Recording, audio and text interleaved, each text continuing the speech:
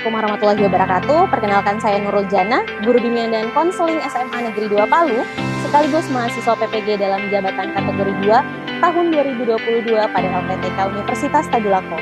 Hari ini saya akan melaksanakan PPL Aksi 2, yaitu bimbingan kelompok dengan tema pilihan studi lanjut setelah lulus SMA. Selamat menyaksikan!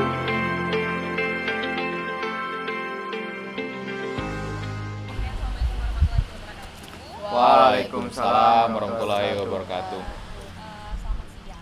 Siang, Mem. Sebelumnya Mem ucapkan terima kasih karena sudah bisa hadir dalam kegiatannya Mem. Nah, sebelum kegiatan kita mulai, alangkah lebih baiknya kita mulai dengan berdoa. Kira-kira ada yang mau memimpin doa? Kalau ada boleh. Oke, silakan Theodorus. Teman-teman, sebelum kita memulai kegiatan kita pada hari ini, marilah kita berdoa menurut agama dan keyakinan kita masing-masing. Berdoa dimulai.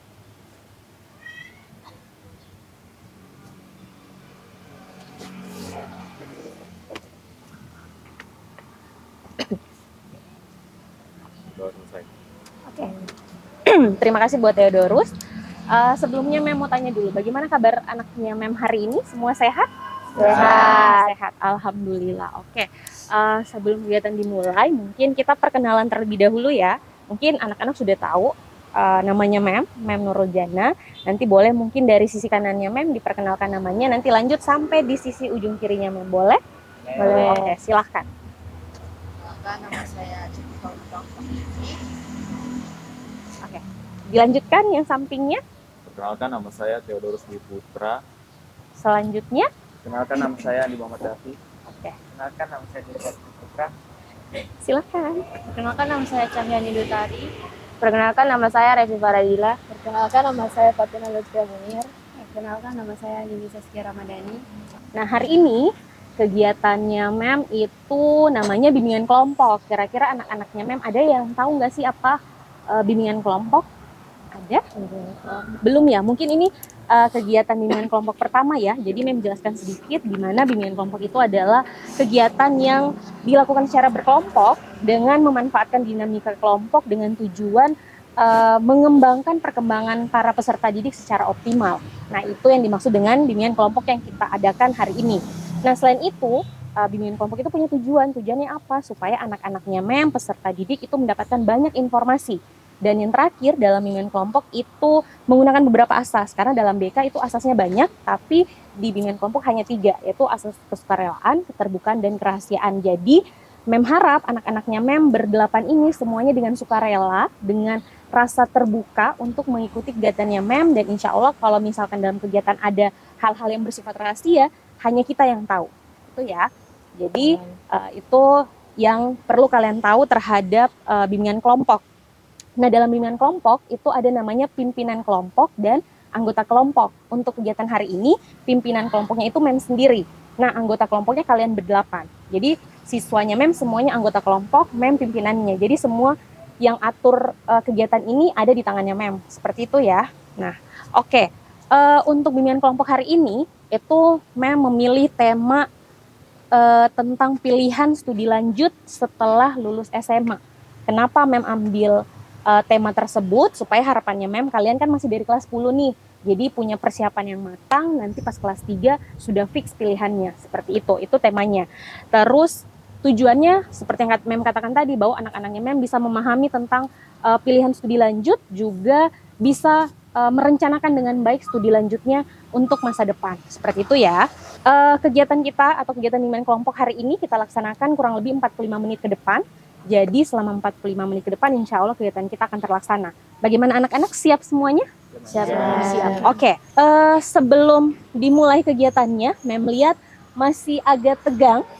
Supaya lebih rileks, lebih enjoy kegiatannya, mungkin Mem punya ice breaking. Ice breakingnya lebih ke uji konsentrasi sih, supaya harapannya nanti terima materi bisa bisa konsentrasi, jadi bisa diterima materi yang Mem sampaikan. Boleh? Boleh. Oke, jadi instruksi ice breakingnya adalah permainannya sederhana saja, tapi menguji konsentrasi kalian. Jadi dengarkan instruksinya Mem, di mana ketika Mem bilang selamat pagi, itu tepuk tangan 1 kali. Ketika Mem bilang selamat siang, 2 kali. Ketika selamat malam, 3 kali.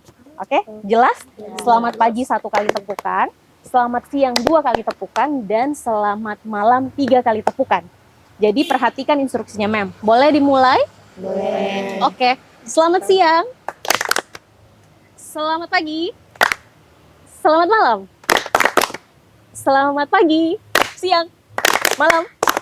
Pagi. Siang. Pagi. Malam. Oke, ternyata sudah berkonsentrasi dengan baik. Oke, berarti kegiatan boleh dimulai ya. Sebelum boleh, kegiatan Mem. dimulai, Mem bagikan dulu lembar materinya, Mem.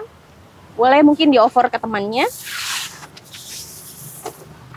Oke, jadi semuanya sudah dapat lembar print out PowerPoint-nya, Mem. Tapi Mem jelaskan sedikit. Seperti yang Mem katakan tadi, temanya kita adalah pilihan studi lanjut setelah tamat SMA. Jadi setelah tamat SMA itu ada beberapa pilihan.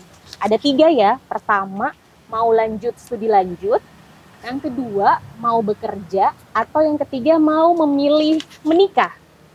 Tapi hari ini Mem lebih fokus untuk yang poin pertama, yaitu pilihan studi lanjut.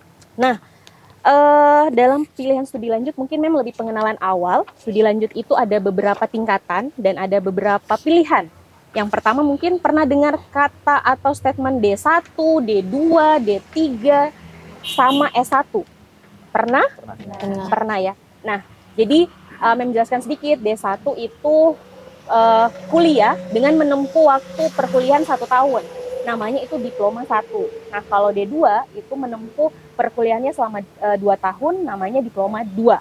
Dan D3 itu adalah kuliah yang ditempuh selama 3 tahun dengan titel atau istilah diploma 3. Dan yang terakhir adalah kuliah yang pada umumnya selama 4 tahun, itu namanya S1 atau strata 1 yang ditempuh selama 4 tahun. Seperti itu ya. Terus dalam perguruan tinggi kan banyak. Mungkin ada anak-anaknya Mem tahu perguruan tinggi atau masih belum tahu?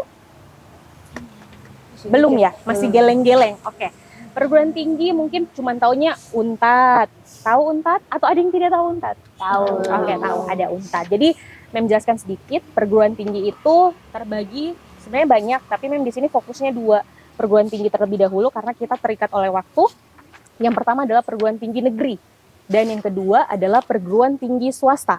Di mana perguruan tinggi negeri tersebut adalah perguruan tinggi yang di bawah naungan pemerintah.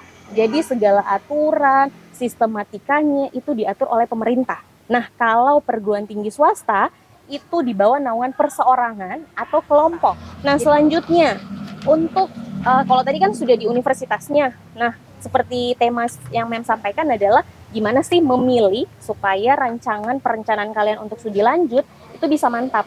Di mana pemilihannya itu harus pintar-pintar dari kalian. Pertama apa? Bakat minatnya digali dulu. Kalian sukanya apa?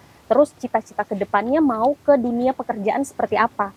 Jadi ketika sudah mantap menentukan, oh bakat minat saya seperti ini loh Mem. Terus saya cita-citaku ke depannya mau kerja di bidang misalkan IT. Terus ternyata keluarga juga mendukung. Berarti perencanaannya bisa matang kan. Jadi harus digali dulu keinginannya. Jangan memilih studi lanjut karena Revi ambil kedokteran, saya ambil kedokteran juga Mem. Jangan seperti itu. Karena yang kuliah, yang berusaha itu kebanyakan diri sendiri. Jadi jangan ikut teman. Seperti itu ya. Terus selain itu juga perhatikan faktor eksternal sama internal. Internal seperti yang tadi Mem katakan, taraf intelijensi, bakat minat kalian, juga keadaan fisik kalian mampu tidak di jurusan tersebut.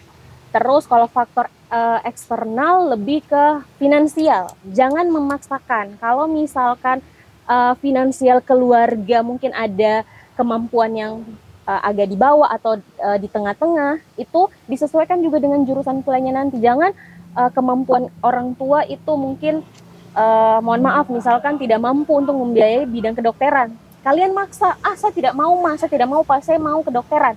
Nggak boleh seperti itu, jadi nggak boleh egois ya. Jadi mungkin itu yang untuk universitas. Nah sekarang kalau sudah mantap dengan pilihan universitas, berarti kita kan kuliah untuk endingnya adalah bekerja.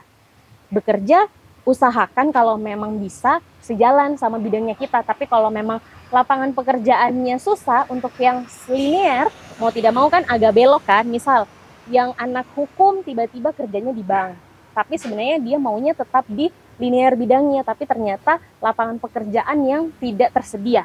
ya. Jadi usahakan juga kalau memilih berdasarkan lihat beberapa tahun ke depan lapangan pekerjaannya seperti apa. Kalau memang lapangan pekerjaannya luas, oke, silahkan dilanjutkan.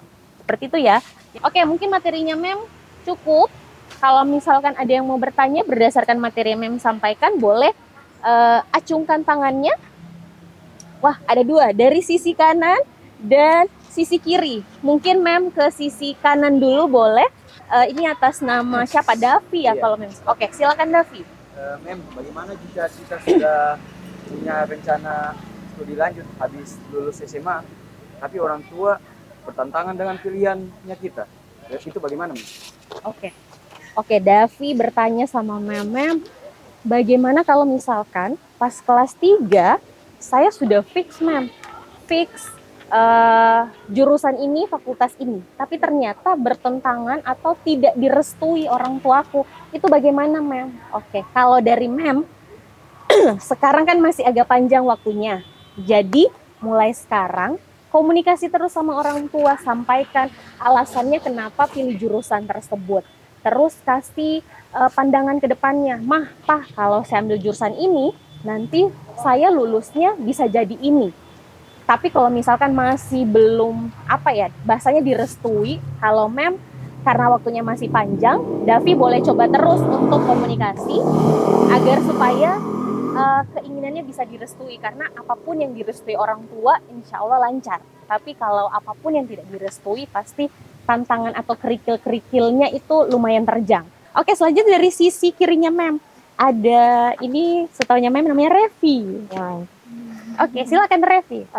Menurutnya Mem itu lebih bagus mana, perguruan tinggi negeri atau perguruan tinggi swasta Mem yang lebih bagus? Oke, kalau Mem sebenarnya dua-duanya bagus, karena setiap universitas, setiap perguruan tinggi itu pasti punya plus minus lah bahasanya. Nggak mungkin ada yang sempurna, karena kesempurnaan hanya milik Allah. Jadi kalau Revitanya Mem bagusan universitas negeri atau swasta, mungkin Mem lebih memilih negeri karena Mem lulusan dari universitas negeri. Tapi kalau mau ditanya sebenarnya dua-duanya itu bagus, dua-duanya pasti punya keunggulan masing-masing. Hanya saja tergantung lagi Revi itu mau jurusan apa, karena kan biasanya ada jurusan di negeri tapi tidak ada di swasta, atau sebaliknya tidak ada di swasta tapi ada di negeri. Jadi kalau mau menentukan, kembali lagi di searching dulu, didalami, dicari kelebihan kelemahan dari jurusan dan universitas yang Revi pilih, baru nanti bisa ditahu yang mana lebih unggul, yang negeri atau yang swasta. Tapi kalau Revi tanya ke Mem, ini berdasarkan pilihan hatinya Mem lebih ke negeri karena Mem lulusan dari universitas negeri. Seperti itu mungkin. Tadi kan Mem sudah memaparkan materi, sekarang Mem mau kasih diskusi kelompok, karena ini ada dua sisi, kiri dan kanannya Mem. Mungkin boleh Mem kasih diskusi sedikit, kurang lebih mungkin 5 menit lah, nggak usah panjang-panjang diskusinya. Boleh mungkin sisi kanan jadi kelompok 1 boleh, sisi kiri jadi kelompok 2. Jadi perintah dari diskusi kelompoknya hanya Mem minta untuk sisi kanan mungkin didiskusikan tentang universitas negeri, dan sisi kiri itu didiskusikan universitas swasta. Jadi silakan diskusi bersama, nanti dituliskan mungkin di kertas. Nanti setelah 5 menit ke depan mungkin ada yang presentasi perwakilan. Nanti silakan yang pilih ya. Mem tidak mau memilih siapa yang presentasi, silakan kesepakatan kelompok yang mau presentasi siapa. Boleh? Boleh Mem. Boleh. Oke. Kira-kira kelompok mana dulu ini? Kelompok 1 atau kelompok 2? 2. Oke, 2 katanya. Kelompok 2 siapa yang mau presentasi? Oke, Vina, silakan Vina, presentasi yang untuk universitas swasta. Sisi sebelah juga perhatikan ya, supaya bisa mendapatkan informasi. Jadi dari hasil diskusi kami, kalau untuk perguruan tinggi swasta itu juga terdapat akreditasi yang baik juga daripada negeri. Kita bisa memilih jalur masuk yang lebih beragam, serta fasilitas dan prestasi yang lumayan bagus daripada negeri mungkin. Walaupun kadang untuk memilih jalur universitas swasta, kita bayar sedikit lebih mahal dan dapat kesempatan beasiswa lebih banyak. Terima kasih dari kelompok 2 itu saja. Oke. Terima kasih buat kelompok 2 yang sudah diwakili oleh Vina untuk presentasi. Katanya universitas swasta juga tidak kalah bersaingnya dengan universitas negeri, hanya saja mungkin dari segi biaya itu agak lebih, mohon maaf mungkin lebih memberatkan. Seperti itu ya. Oke, sekarang kita lanjut ke sisi kanannya Mem untuk kelompok universitas negeri ya. Menurut diskusi kami, perguruan tinggi negeri itu adalah perguruan tinggi yang langsung dikelola oleh pemerintah. Nah, tempatnya berada di bawah koordinasi pemerintahan Kementerian Pendidikan. Nah, berbeda dengan perguruan swasta yang dipegang oleh suatu organisasi atau perorangan. Nah, dalam penerimaan siswa barunya atau PTN memiliki 3 jalur, SBMPTN, SNMPTN, dan seleksi mandiri. Nah, satu contohnya ada UI, Unhas, ada Erlangga, ada UGM, dan Oke. Terima kasih buat kelompok 1. Oke, semuanya jelas ya untuk universitas negeri maupun universitas swasta ya. Jelas, Oke. Mem. Mungkin materi Mem sudah selesai. Sebelum kita tutup mungkin ada Mem mau dengar sih kesimpulan dari anak-anaknya Mem berdelapan, tapi mungkin diwakili 2 orang saja. Diwakili oleh sisi kanan 1 mungkin, sisi kiri 1. Tapi yang siap aja, Mem tidak mau menunjuk. Kira-kira yang bersedia untuk menyampaikan kesimpulan juga kesan-pesannya ya terhadap kegiatan kita hari ini. Oke, karena dari tadi Mem mulai dari kanan, sekarang Mem mulai dari... Oke, kita ke kanan aja deh. Oke, sisi kanan. Untuk kesimpulan yang saya dapat hari ini, dari materi yang dibawakan hari ini juga saya bisa tahu apa saja perbedaan dari perguruan tinggi negeri maupun perguruan tinggi swasta. Dan mungkin habis dari materi ini, pembagian materi ini, saya bisa sedikit tergerak untuk mempersiapkan diri saya nanti ke perguruan tinggi lagi. Jadi tinggal kelas 12, tinggal duduk anteng, tinggal siap dan selesai saya. Kemudian misalnya tentu saja kegiatan yang saya ikuti hari ini menyenangkan dan banyak hal yang mungkin yang saya tidak tahu sekarang jadi tahu. Oke, terima kasih buat Cantika ya. Oke, katanya Cantika alhamdulillah dari kegiatan hari ini dia mendapatkan banyak informasi dan akhirnya dia tergerak hatinya untuk oke, saya harus persiapkan mulai dari sekarang supaya kelas 3 saya sudah satset tinggal daftar kayak gitu ya. Oke, itu dari sisi Cantika dan kesannya cukup menyenangkan kegiatan kita hari ini walaupun singkat tapi ada yang didapat oleh Cantika seperti itu. Oke, terima kasih buat Cantika. Dan yang terakhir dari sisi kiri ada Andini yang mau menyampaikan, silahkan. Jadi kesimpulan yang saya dapat dari kegiatan hari ini, saya banyak belajar bahwa kita harus menyiapkan diri kita dari sekarang untuk lanjut ke perguruan tinggi. Agar saat di kelas 3 nanti kita tidak lagi bingung untuk mau lanjut kemana. Karena dari awal sudah ada persiapan.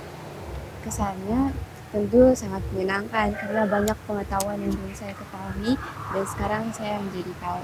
Oke, itu aja ya. Ya. Oke, Andini ternyata kesimpulan sama pesannya hampir sama kayak Cantika. Katanya dari kegiatan kita hari ini, Mem, saya dapat banyak informasi yang awalnya saya tidak tahu, ternyata hari ini akhirnya saya tahu. Terus juga siap untuk mempersiapkan diri untuk perencanaan studi lanjutnya di kelas 3. Sama sih, hampir sama kayak Cantika, kayak oke, saya harus persiapkan dari sekarang supaya nanti satset saya tinggal daftar online selesai. Kegiatannya Mem sudah selesai, tapi sebelum selesai Mem mau bagikan lembar kerja. Boleh mungkin anak-anaknya Mem kerjakan, tidak banyak, hanya sekitar berapa nomor ya? 20 nomor, banyak ya? Lumayan. Oh lumayan, ya sih, cuma 3 nomor. Kira-kira bersedia untuk mengisi lembar kerjanya Mem? Harusnya bersedia ya. Oke, untuk lembar kerjanya tidak dikerjakan hari ini atau tidak dikerjakan sekarang.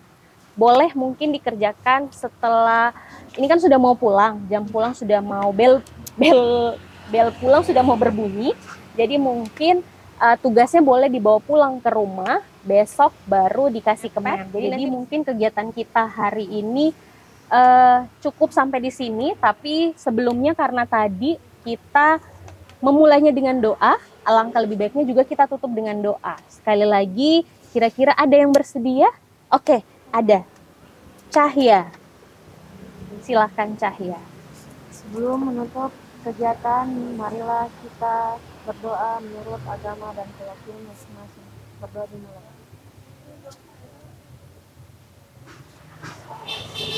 Sudah selesai. Oke, berdoa telah selesai. Berarti kegiatan kita juga akan hampir selesai. Oke, sebelum kita tutup, boleh semua tepuk tangan buat kita semua. Oke, mungkin cukup sekian kegiatan kita hari ini.